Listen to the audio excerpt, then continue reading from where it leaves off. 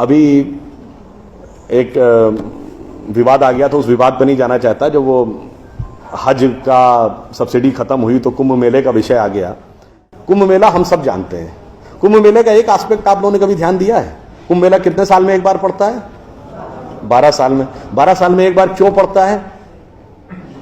क्योंकि वो जुपिटर की साइकिल पर आधारित है। बृहस्पति ग्रह हर 12 वर्ष के बाद अपना एक चक्कर पूरा करके उसी राशि में दोबारा आता है, इसलिए कुंभ मेला 12 वर्ष में एक बार पड़ता है। हजारों सालों से चला आ रहा है, ठीक है। तो इसका मतलब हमको पता था ना कि बृहस्पति की साइकिल 12 साल की है। इनको तो अभी 100 साल पहले पता चला कि बृहस्पति की साइकिल 12 साल की है। और उसके बाद हमको समझा दिया जाता है नहीं साहब हम अनसाइंटिफिक थे। अब आप एक और बड़ी मजेदार बात देख लीजिए। सूर्य ग्रहण और चंद्र ग्रहण पड़ता है तो उसका डेट और टाइम कौन तय करता है? सरकार घोषणा करती है ना, टीवी पे आता है, रेडियो पे आता है, अखबार में आता है। किस बेस पे आता है? नासा की फिजिकल ऑब्जर्वेटरी बताती है कि फलां तारीख को इतने बज के इतने मिनट पे सूर्य ग्रहण या चंद्र ग्रहण पड़ेगा, सोलर इक्लिप्स और ल्यूनर इक्लिप्स। मगर ये बताइए 1950 से पहले तो नासा की ऑब्जर्वेटरी नहीं थी। 1920 में जब अल्बर्ट आइंस्टीन ने रिलेटिविटी की थ्योरी दी, उससे पहले रिलेटिव मोशंस ऑफ प्लैनेट नहीं पता था। सॉरी, 1916 में। 1920 में एडविन हबल एक साइंटिस्ट हुए जिन्होंने एक्सपेंडिंग यूनिवर्स की थ्योरी दी, उससे पहले एक्सपेंशन ऑफ यूनिवर्स नहीं पता था। 1900 में मैक्स प्लैंक साइंटिस्ट हुए जिन्होंने लाइट की क्वांटम की थ्योरी दी, फोटॉन्स वाली, उससे पहले प्रोपगेशन ऑफ लाइट ही नहीं पता था।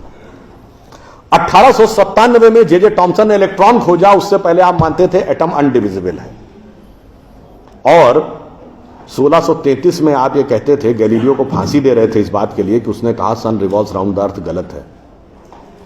तो भैया आप 380 साल चल के जहां पहुंचे हैं, हमारा पंचांग तो युधिष्ठिर के जमाने से एज इट इज चला आ रहा है 5100 साल। मतलब ये लॉजिक नहीं है, ये तो साइंटिफिक प्रूफ। फिर भी हमें समझाया जाता है कि साहब जो हमने सोचा उस सब हम अनसाइंटिफिक थे, हम गलत थे। बड़ी मजेदार बात है।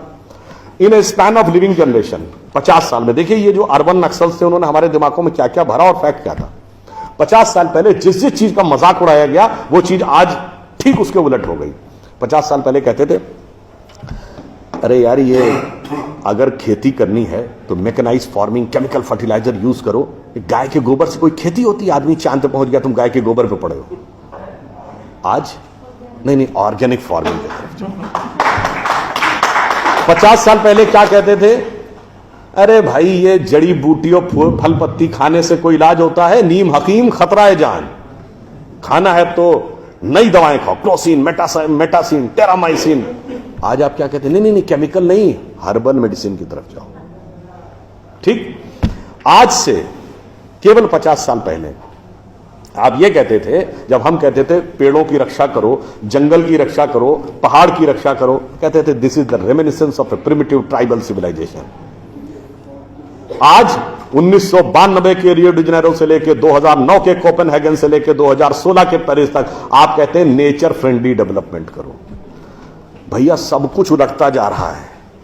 जो हमने कहा, जिसका आपने मजाक उड़ाया, वो सब कुछ सही होता जा रहा। अब मैं एक और बात कहूंगा जिसका कि बहुत मजाक उड़ाया गया, शायद हम लोग कभी ध्यान नहीं देते। भारत में यह कहा जाता था कि ज्ञान प्राप्त करना है तो ध्यान लगाओ।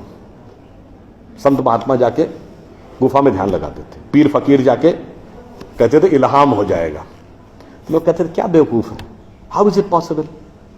ऐसा कहीं हो सकता है क्या कि जाके ध्यान लगाया और ज्ञान प्राप्त हो गया? If you want to attain knowledge you must outreach, understand the things, meet the people, visit the place, like what Darwin has done. अब 50 साल बाद मैं आपसे पूछता हूं, आपको न्यूयॉर्क टाइम्स अखबार पढ़ना है तो 2 रास्ते हैं। एक, यहां से दिल्ली से न्यूयॉर्क की फ्लाइट पकड़िए, 16 से 22 घंटे लगेंगे डिपेंडिंग अपॉन योर फ्लाइट, और आज का अखबार कल पढ़िए। और दूसरा है कि मोबाइल पे डाउनलोड करिए खट से और पढ़ लीजिए। क्यों? आपके हाथ में डिवाइस है, जिसने डिवाइस बनाई उसने सॉफ्टवेयर भी बनाया है, और जिसने सॉफ्टवेयर बनाया उसने सपोर्टिंग नेटवर्क भी बनाया है। उसी ढंग से हमारा शरीर एक डिवाइस है, तो इसके अंदर मन, बुद्धि, चित्त, अहंकार और कॉन्शियसनेस एक सॉफ्टवेयर है, और उसका कनेक्टिंग नेटवर्क भी है। बस नेटवर्क से कनेक्ट होना है और सब डाउनलोड है। और अंत में मैं एक उदाहरण दूंगा। सब कुछ कहा जाता था कि पैसे के कारण शोषण हुआ, इसलिए खड़े हो जाओ, लोगों के साथ भिड़ जाओ। हमारे यहां परंपरा में त्याग का महत्व था। हम आपसे पूछें, दो राजा बताइए जो सबसे बड़े महान माने गए भारतीय संस्कृति में, राजा राम और राजा हरिश्चंद्र। दोनों इसलिए कि त्याग किया, इसलिए नहीं कि बड़ा बड़ा इलाका अलेक्जेंडर द ग्रेट की तरह कब्जा कर लिया। अब मैं एक आपको उदाहरण देता हूं, वो त्याग कैसे समाज में रचा बसा था।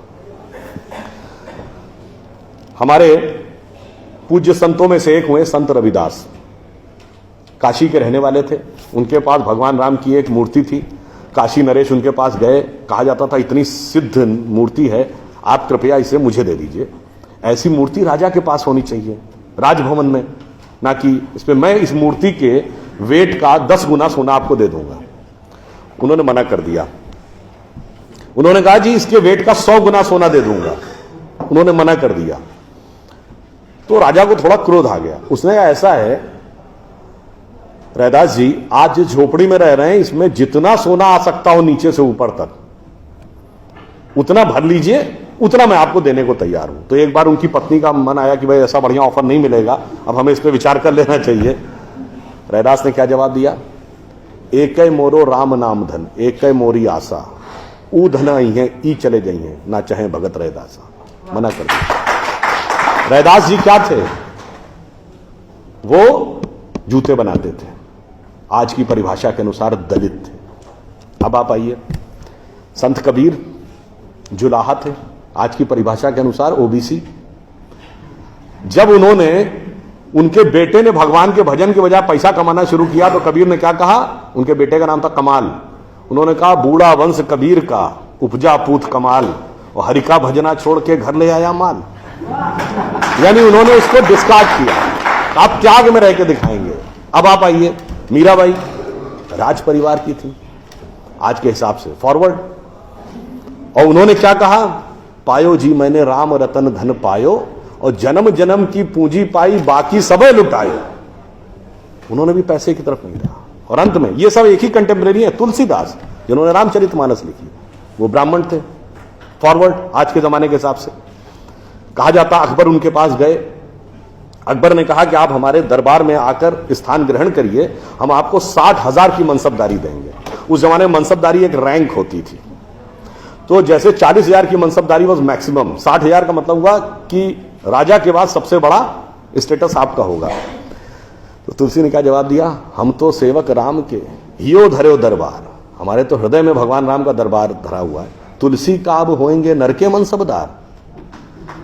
ये मैंने क्यों बताया?